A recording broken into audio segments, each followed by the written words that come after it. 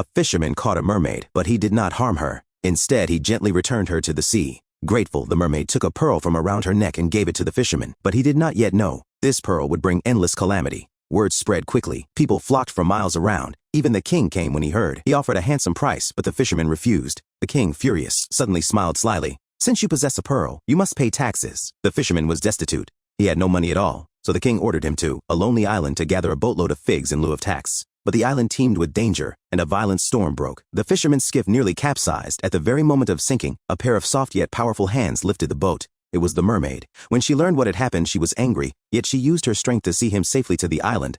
Meanwhile, a guard who had been shadowing them quietly reported everything to the king. When the fisherman finally brought back the figs, the king swept them aside. These aren't fresh. I don't want them. What I want is the mermaid. No sooner had he said it than a sound came from outside. The mermaid had arrived of her own accord. Overjoyed, the king rushed out. His first words on seeing her were, "From now on, you will obey my commands." But the mermaid took no offense. She smiled and said, "I have come to present you with a pearl." She turned slightly, and a gigantic pearl came into view. The king's eyes lit up. He lunged forward in greed, but in the next instant, the shell snapped shut. No matter how hard the guards tried, they could not force it open. From that day on, the king and the pearl he coveted were trapped forever inside the shell.